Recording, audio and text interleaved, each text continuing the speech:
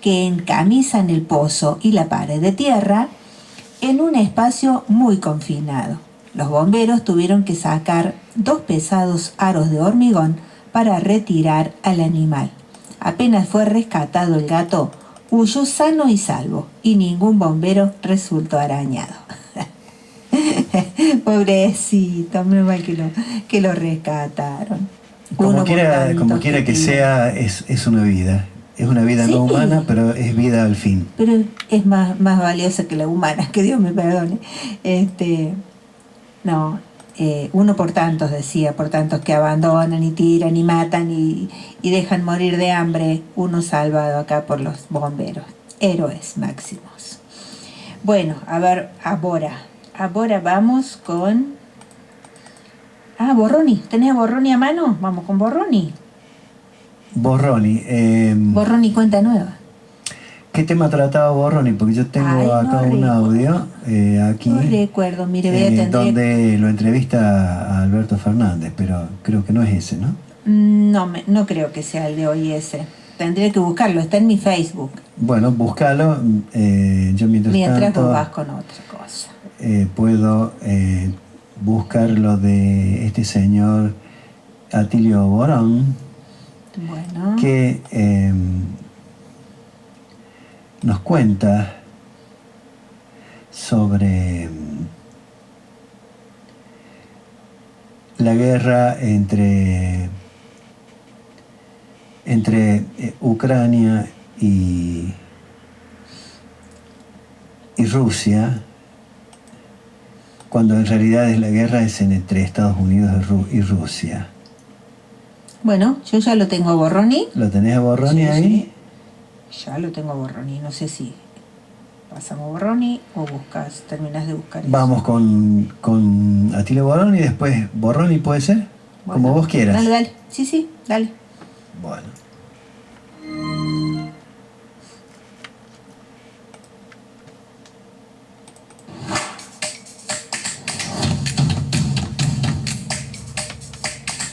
La guerra no es entre Rusia y Ucrania. La guerra es entre Estados Unidos y Rusia, que es cosa muy diferente.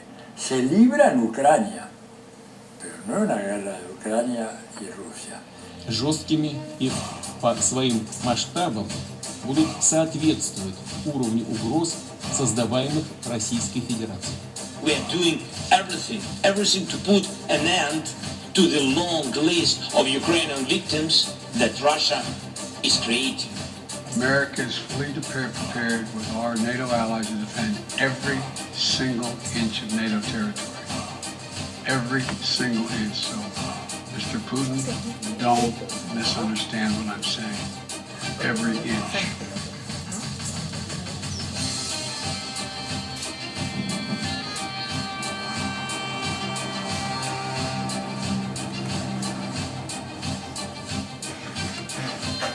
La guerra no es entre Rusia y Ucrania. La guerra es entre Estados Unidos y Rusia. ¿Por qué digo esto? Porque hay numerosos documentos del gobierno de Estados Unidos, documentos oficiales, que ya del año 1992, fíjate, estamos hablando de 30 años atrás, están planteando que, disuelta la Unión Soviética, Rusia continúa siendo un problema. Hay un señor que escribió esto, hizo un informe muy detallado, muy completo, que para su desgracia se filtró a la prensa. El señor se llama Paul Wolfowitz, probablemente algunos de los telespectadores más ilustrados del tema lo conocerán, en donde él en el año 92 sacó un informe confidencial que se filtró y lo tomó el New York Times, en donde él decía: nosotros debemos seguir combatiendo a Rusia, no importa que ya no sea comunista, no importa que sea capitalista. Y él decía: Rusia es demasiado grande, demasiado rica, tiene demasiado petróleo, demasiado gas, demasiada agua, demasiada tecnología, tiene un armamento nuclear equivalente al nuestro, y por lo tanto, cualquiera que sea su régimen político va a ser un obstáculo para el interés nacional de los Estados Unidos y para nuestras posiciones en Eurasia y fundamentalmente en Europa Oriental. Así que tenemos que avanzar con sanciones, hostigando a Rusia, etc. Esto lo decía Wolfowitz y lo apoyaba todo el establishment político norteamericano, cuando ya había desaparecido la Unión Soviética, se había disuelto el Pacto de Varsovia, ¿no es cierto? Y no había ninguna razón para mantener esa postura. Bueno, pero esa fue la postura dominante en Estados Unidos durante todo este tiempo, que se reforzó en el 2019 con un informe de la corporación RAND. La corporación RAND es un gran tanque de pensamiento que depende del Pentágono financieramente hablando. Para que te des una idea, emplea más de 1.800 funcionarios, o sea, es en realidad una universidad dedicada a temas de defensa y seguridad nacional. Ellos en el 2019 publicaron otro informe que por suerte también se logró filtrar en parte, en donde decían de que había llegado la hora de avanzar en la intensificación de las sanciones en contra de Rusia, los efectos de desangrarla en una guerra, desangrarla económicamente y a los efectos de lograr este proceso que se llama de sobreexpansión de Rusia para que se involucre en una guerra, recomendaban explícitamente, tal como te lo voy a decir ahora, instalar armamento letal en Ucrania. Este es un informe de febrero-marzo del 2019. Por eso cuando se habla de la invasión de Putin, hay que tener todos estos elementos en consideración. En realidad Putin está reaccionando a lo que era una agresión inminente recomendada por el más importante tanque de pensamiento del Departamento de Defensa de Estados Unidos. Y por eso te digo de que la guerra en realidad no es una guerra de Ucrania. A Ucrania la meten en la guerra. Primero haciendo un golpe de Estado en el 2014, golpe de Estado en el cual el gobierno de Estados Unidos tuvo un papel esencial. Probablemente para ilustrar esto se pueden poner las fotos de la subsecretaria de Estado para Asuntos Euroasiáticos, la señora Virginia Nuland, repartiendo galletitas y botellitos de agua a bandas de nazis, porque los tipos estaban todos con los emblemas nazis, la cruz ramada, la cruz de hierro, etc., en la Plaza Maidan, promoviendo que atacaran al gobierno de Yanukovych, que había sido electo y que había sido reconocido por la Unión Europea. Pero ¿cuál era el problema de Yanukovych? Que no quería, él y su fuerza política se oponían a que entrara la OTAN en Ucrania, porque dice, si viene la OTAN en Ucrania, vamos a tener guerra, porque los rusos no lo van a admitir. Y el tipo decía, y esto lo reprodujo después Putin varias veces, un misil instalado en Ucrania llega a Moscú en 5 minutos. Entonces Estados Unidos jamás admitiría que le pusiéramos en Tijuana, esto lo dijo Putin, en Tijuana una batería de misiles que pudieran llegar a Los Ángeles o a San Francisco en 5 minutos. Ahora, ¿por qué lo debe admitir Rusia? ¿Por qué lo debe admitir Rusia? Y por eso creo que toda la prensa occidental, que ha dejado de ser periodismo, te lo digo con mucho dolor, cuando uno lee los grandes medios gráficos o televisivos, te das cuenta que son puras operaciones de propaganda, donde no hay un gramo de verdad. Y esto no es nuevo, yo te cuento una historia. Cuando se bombardea Hiroshima, el New York Times manda a su columnista estrella, que el nombre se me fue en este momento, ¿verdad?, a ver qué había pasado en Hiroshima. Y el tipo manda un informe diciendo que no hay rastro de radioactividad en Hiroshima. Y eso lo publican en primera plana el New York Times el día 8 de agosto de 1945, 2 días después de que tiraron la bomba atómica en Hiroshima. O sea, en las guerras, como dicen los periodistas avesados, la primera víctima es la verdad. Y eso es lo que ha pasado acá. Entonces, claro, es decir, cuando Putin plantea, y lo planteó en el 2007 en la Conferencia de Seguridad Europea, él dijo, ¿qué es lo que no se entiende? ¿Por qué Rusia no tiene que aceptar, ¿verdad?, que le instalen misiles nucleares a pocos kilómetros de su frontera y Estados Unidos no? ¿Por qué Rusia no tiene ese mismo derecho? No hubo respuesta. Propuso una negociación con la OTAN, no le hicieron caso, bueno, el tipo al cabo de unos años se hartó y dijo, bueno, vamos por todo.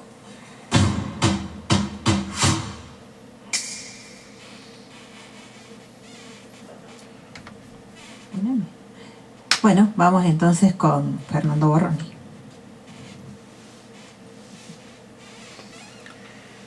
Talerdo Borroni. Bien. Decenas de ellos haciendo un espectáculo teatral formidable los sábados a las 21 en Iriarte 2165 en Barracas.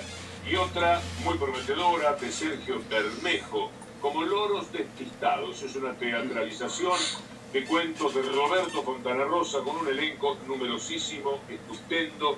Va los sábados a las 6 de la tarde, pero los sábados de noviembre, se ve que me lo dieron con anticipación, en La Mueca, Muy Teatro, ahí en la calle Cabrera. Y por último, ¿qué pasó en todo este tiempo? De Gabriel Iskovich, espectáculo que vi y disfruté muchísimo, los sábados a las 20 en el Portón de Sánchez. Y por último, ya rumbo a Fernando, El filo de las cosas, de Paula Palomo. Aquí hay todo lo que uno pueda imaginar en materia teatral. Todas las artes reunidas para una presentación que tiene como título El filo de las cosas. Esto va en Trapecistas, el Club de Trapecistas, los sábados a las 20:30, ahí en la calle Ferrari.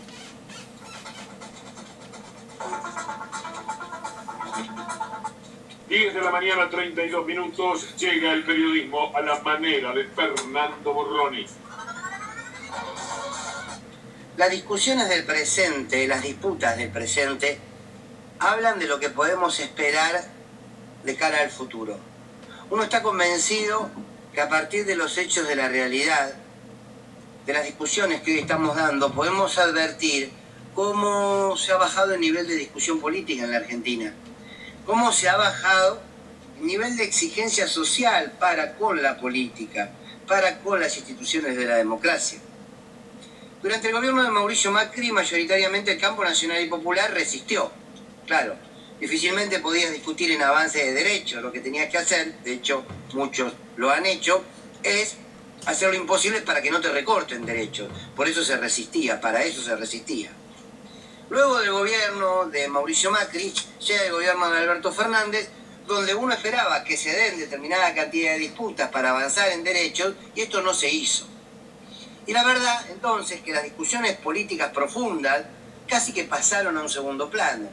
Pasamos de la resistencia al gobierno de Mauricio Macri casi a un estado de atomización, sin querer generalizar, pero gran parte del campo nacional y popular así lo vivió.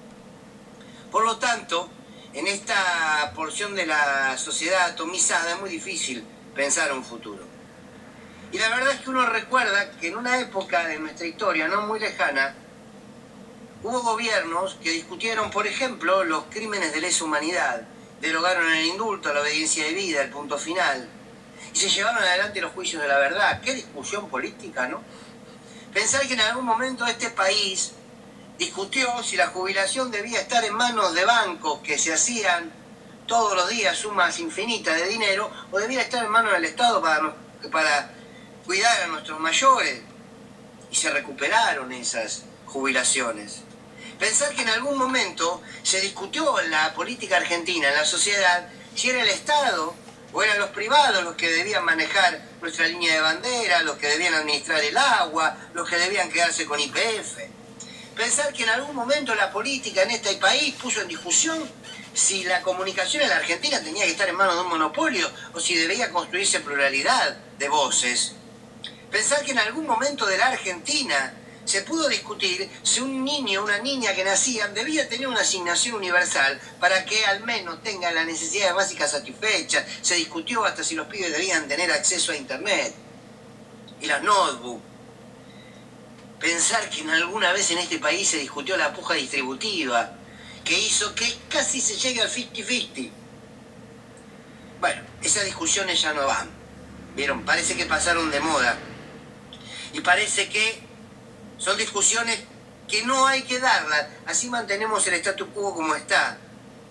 Y la pregunta es ¿por qué se dejaron de dar esas discusiones?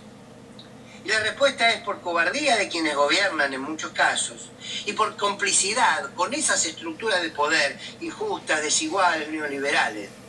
Esa cobardía y esa complicidad de muchos caballitos de Troya hace que hoy el nivel de discusión política en la Argentina parece que no existe. ¿Qué discutimos de política? No nombres, no zócalos de canales de televisión, no solamente la tapa. ¿Qué discutimos de política, del quehacer político? Dejamos de discutir. Dejamos de discutir. Parece que si la discusión no la da Cristina Kirchner, parece que las discusiones no existen. No se puede pensar en un futuro próspero en la Argentina y en la región si no se ponen en discusión desde la política las estructuras de poder. Hay que dejar de hacer política de salvataje, dejar de hacer política de asistencialismo. Perdónenme, yo no tengo el peronómetro, no me interesa ni tenerlo, pero el peronismo no puede vivir haciendo asistencialismo como en estos años de gobierno. El verdadero peronismo no es la casita de Cáritas de la parroquia de la esquina que te da la bolsa de alimentos. El verdadero peronismo es el que se anima a sacar a los fariseos del templo. El verdadero peronismo es el que te construye tu propia casa.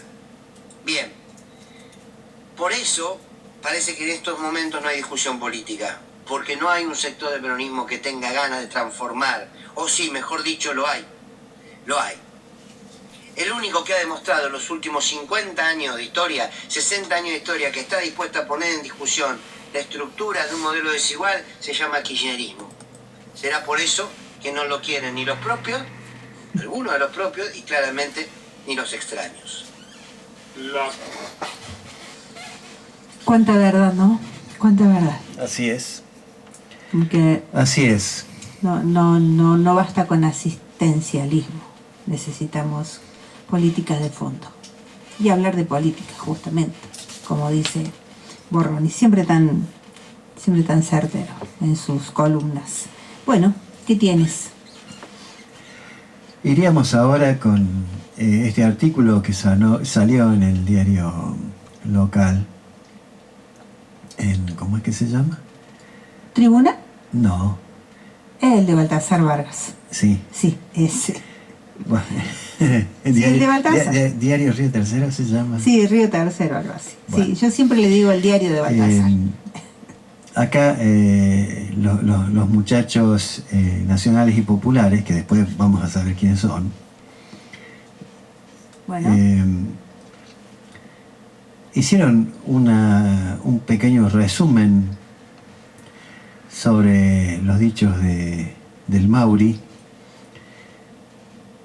principalmente en su libro, en su nuevo libro, ¿Para qué? Mauricio Macri quiere volver para aumentar la desigualdad, quitarles derechos a los trabajadores. Como es de público conocimiento, salió a la venta el libro de Mauricio Macri titulado ¿Para qué?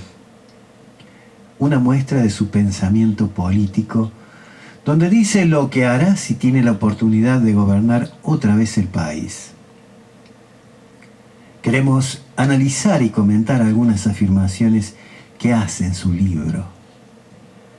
Reconocemos que esta vez es muy sincero, porque están en la memoria de los argentinos las enormes cantidades de mentiras que desparramó en la campaña presidencial del 2015 y en el debate con Daniel Scioli, tales como no voy a devaluar, no vamos a pedir préstamos al Fondo Monetario Internacional, en mi gobierno ningún trabajador va a pagar impuesto a las ganancias, entre tantas otras. Después hizo exactamente lo contrario. Por eso esta vez la novedad consiste en que ahora no está mintiendo en su libro. En un párrafo del libro dice: debemos tener la valentía de terminar con la legislación en materia laboral, previsional y fiscal, y lo vamos a hacer de entrada. Pues bien, que se noticien los trabajadores. Van a perder derechos con la reforma laboral. Les sacarán los aguinaldos, las vacaciones. No habrá indemnizaciones. Las horas extras se pagarán simples, etc. Con las jubilaciones quieren volver a que los bancos entren en el negocio de las AFJP. En cuanto a la reforma fiscal, es muy simple para Macri. Bajará o directamente sacará impuestos a los ricos, a los grandes empresarios, formadores de precios en los alimentos, a los banqueros especuladores, y el resultado será un Estado sin recursos para educación, salud pública, seguridad y obra pública, etc. Propone transformar una sociedad con derechos por otra que no los tendrá.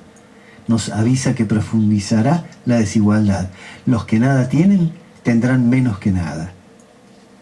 En otro párrafo dice: la industria argentina tiene que saber que el tiempo de ser competitiva ha llegado a su fin, que no habrá más protección que la apertura al mundo, que es inevitable. Macri está diciendo que no tendrán créditos blandos, ni tarifas subsidiadas, ni exenciones impositivas que las hacen competitivas, y que abrirá las importaciones de manera indiscriminada, algo que ya hizo, y el resultado fue que durante su gobierno cerraran más de 25.000 empresas. Todos deberíamos reflexionar en voz alta y preguntarnos: ¿en qué trabajará la gente si vuelve para aplicar las mismas políticas que duplicaron el desempleo, teniendo en cuenta que son las pymes las que dan el 80% del empleo formal en el país? Macri seguramente contestaría: esa te la debo. En otro recorte del libro dice: en materia de políticas sociales debemos terminar para siempre con los extorsionadores de la paz social. No existe ninguna posibilidad de que asistamos al triste espectáculo de fuerzas de seguridad que no actúan. Las protestas deben tener un límite. Con total claridad, al tiempo que estigmatiza la protesta social, dice que reprimirá sin miramientos. En resumen, y pasando en limpio, nos está avisando que irá en contra de la industria nacional, de los derechos laborales, de los derechos previsionales, y que cuando la gente se quede sin trabajo o sin su pensión o le recorten las jubilaciones y salga a protestar, no habrá diálogo. Habrá palos. La solución para Macri es la represión, palos y balas. Hace poco, en un reportaje con Luis Majul, dijo que es parte del liderazgo bancarse la represión. Y si hay algún muerto, también hay que bancarlo. Eso sí, para los ricos, para los que especulan con los precios de los alimentos, para los grandes empresarios, para los banqueros que fomentan corridas bancarias, esos que son los verdaderos extorsionadores de la paz social, menos impuestos y más seguridad jurídica. Al laburante le pedirá lo que les pidió antes en su gobierno, que sepan vivir y disfrutar de la incertidumbre. Macri busca aprovecharse del descontento de la gente, de su bronca por la inflación. Somos conscientes de las complicaciones que trae, no negamos esa realidad, no ocultamos los problemas sociales, pero también sabemos que la economía está remontando y eso eleva nuestra esperanza. Tenemos claro que nuestro gobierno está en deuda con el tema salarial, con las jubilaciones, con el control de precios de alimentos y que faltan cosas. Pero también sabemos que la propuesta de Juntos por el Cambio, con el candidato que sea, Larreta, Bullrich o el mismo Macri, es la que explicitó en su libro, y si vuelven será una tragedia, otra pandemia para nuestro pueblo. Firman Movimiento Justicialista Kirchnerista, Agrupación 17 de Octubre, La Cámpora, Río Tercero, Frente de Todos, Agrupación 26 de Julio, Partido Compromiso Federal, Partido Colina, Movimiento Evita Siglo XXI. Muy bueno lo escrito. Sí, no nos olvidemos que los cagaron a palo los jubilados cuando fueron a reclamar en la época en que él era gobierno, porque les habían sacado los medicamentos que cubría el 100%. Exactamente. Por ejemplo, no nos olvidemos del jubilado ese que se suicidó en una oficina de ANSES porque no podía comprar los medicamentos. Y no olvidemos de la deuda eterna que nos dejó el HDP que... mira, me enferma. Bueno, y sin embargo todavía tenemos gente, tenemos gente, río tercerense, por ejemplo, una tal Evelyn, que dice que los peronistas venden humo con esto, que fue publicado en el diario de Baltasar Vargas. Qué asco, por Dios. Tony, vamos con... Acá tengo un audio de una persona que se llama Federico Figueroa, que yo lo escuché y me pareció importante. A ver, vamos a ver qué dice. En este lugar hogar, pronto latirán fuertes corazones, la sangre querrá salir por los poros, las manos se humedecerán, los ojos se llenarán de lágrimas y alegrías. Ese 3 de diciembre a las 18:30 horas, junto a músicos y artistas consagrados y aquellos que esperan ser escuchados, unirán sus voces en una canción única, una canción tan fuerte y potente que hará temblar el mismísimo Arco de Córdoba, porque el 3 de diciembre es el Día Internacional de los Derechos de las Personas con Discapacidad. Y aquellos que están en silla de ruedas, no pueden ver, tienen síndrome de Down, autismo o parálisis cerebral y otro tipo de patologías. Miles de niñas y niños y personas mayores, junto a sus familias de corazón y de sangre, siguen esperando que sus derechos dejen de ser promesas o tributo verbal. Por eso, el 3 de diciembre te esperamos para cantar juntos. Todos y todas cuentan contigo. Y yo también. Cuenta conmigo. Fundación de Arte Argentina. Eso, por las personas que tienen discapacidad. Bueno, vamos con eso que vos tenías. La opinión de Peroncho sobre el libro de Mauri. Dale. De Mauri. Ya que leímos eso Macri, recién, vamos con el libro ¿Para qué? O La Mamerto Guía. La Mamerto Guía. Arranca Peroncho en 679. Pero antes, no te olvides de suscribirte. Toca la campanita para que te lleguen todas las notificaciones. Bienvenidos a un nuevo especial de Peroncho para 679 Evolución. Nuestro Nelson Mandela de la flojera. Lo que sale si te imaginas a Pucho con la fortuna de Gold Silver. El Aragán de rapiña que los chetos tienen como líder in absentia. Mauricio nunca pagó un impuesto. Macri sacó a la venta esta semana su nuevo libro titulado ¿Para qué? Y yo solo tengo para decir muchas gracias. Mejor dicho, grasas totales. Para los que hacemos humor político, el macrismo ya es de por sí un chino abierto a las 24 horas. Y un nuevo libro de Macri es un chino con heladería y jueguitos infantiles abierto a las 24 horas. No se puede creer todo lo que hay ahí. En este nuevo libro, no escrito por él, pero sí firmado por él, la reposera analfabeta, la poltrona culminante de la vida misma, la bandera del déficit y la estampa colosal de la fuga, hace un repaso de sus motivaciones en la política. Spoiler, no repasa sus verdaderas motivaciones en la política. Nunca menciona hacerse aún más rico, saquear todo lo que se pueda del Estado, ni terminar de convertir a la Argentina en una factoría de mano de obra barata. El hombre que solo transpira en saunas esboza también una suave autocrítica de lo que dejó su gestión en el gobierno nacional. Muy suave, o mejor dicho, muy suavegón. Además, incluye un recetario de lo que haría en caso de que ocurra la peor de las pesadillas para todo argentino de bien que sueña con una patria industrializada y el mamertomagno se vuelva a imponer en las urnas de 2023, lo cual configura un escenario más feo que pisar mierda descalzo, o peor aún, pisar a Babi Echecopar descalzo. El libro, editado por Planeta, llegará a las librerías en los próximos días, aunque ya se puede conseguir a 4.500 pesos, o como diría Prat Guy, 2 pizzas. 4.500 pesos es el precio de hoy.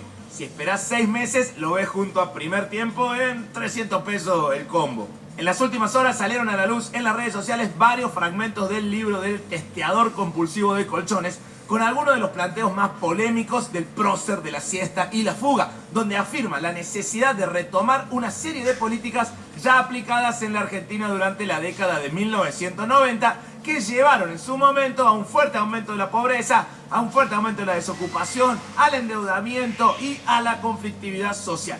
Por eso juega al pádel con jueces y fiscales. No es loafer, es nostalgia noventosa. Básicamente su fórmula para 2023 se podría resumir en 2 conceptos: neoliberalismo y mano dura. Una profundización de 2 de sus 3 ejes principales de gobierno entre 2015 y 2019. Y la pregunta acá es, si se profundiza el tercer eje, ¿las vacaciones de Macri serían de 4 años directamente? En uno de los pasajes, el torero de impuestos habla de tomar decisiones drásticas en caso de retornar al poder en 2023. Desde el kirchnerismo ya le están criticando que busque tomar decisiones drásticas. Y desde el albertismo le critican que busque tomar decisiones. Punto. El hidalgo bostezante cuestiona en su libro 2 conceptos: el buenismo y el populismo light. Dice, Habrá que tomar decisiones drásticas. Aquel buenismo que algunos señalaron durante nuestra gestión no va más. El populismo light no es una opción. El alcornoque deudofílico cree que lo que hizo mal en su primer tiempo fue ser bueno. Eso es una autocrítica, carajo, ¿no? Eso es una autocrítica. Yo por mi parte quiero aprovechar y creo que lo que hago mal en estos videos es que soy muy fachero, che. Muy fachero. Demasiado. La alegoría durmiente de la vacación hace una autocrítica de su gestión y desliza que esta vez deben apretar más a fondo el acelerador. En este segundo tiempo no hay gradualismo. Llevar a la quiebra a 25.000 pymes fue demasiado gradual. Llevar el salario promedio en dólares del puesto más alto de la región al puesto más bajo en larguísimos 4 años fue demasiado gradual. Más de 150 presos políticos fueron demasiado pocos presos políticos. En otro tramo del libro, el reclinador insistente de Respaldares habla abiertamente de una reforma laboral, de una reforma sindical y de una reforma previsional y además de una reforma fiscal. O sea, mientras nosotros medimos la correlación de fuerzas, el sepulturero de empleos directamente usa la fuerza y dice: debemos tener la valentía de terminar de inmediato con legislaciones obsoletas en materia laboral, sindical, previsional y fiscal. Quiere eliminar derechos laborales y previsionales. ¿Qué es esto de andar garantizando derechos por todos lados? En parte, aquel que no debe ser despertado propone una solución al problema de que tu sueldo no te alcance para llegar a fin de mes. Al dejarte sin trabajo, ya no hay sueldo insuficiente. Ojo, el desgastador de colchones también propone una solución concreta al problema de las jubilaciones bajas. Impedir que tengas una jubilación te resuelve ese tema, ¿no? Al menos no va a tener una jubilación baja. Es un gol. Nuestro primer ampón patrio dice en su libro: existe una larga lista de empresas públicas que deberán pasar a ser gestionadas por el sector privado sin excepciones o que deberán ser eliminadas. Terminá de leer esa página y es tan noventosa que te sentís en un pampernick, escondido de la represión policial, pero en un pampernick. Las modas son así. Stranger Things puso de moda los años 80 y es tiempo de que nuestro propio Dormigorgon ponga de moda los 90. Particularmente para Aerolíneas Argentinas, el hombre que tuvo que dibujar un amanecer para ver uno con sus propios ojos propone en su libro 2 soluciones: o que no sea más una aerolínea o que no sea más Argentina. Cualquiera le cierra. En otro párrafo, el reclinador serial de actividades industriales y sillas de playa se refiere a lo que podría hacer con la plata que el Estado dejaría de invertir en la línea de bandera si Aerolíneas Argentinas se privatiza. Y dice: atención a su sensibilidad social. La ciudad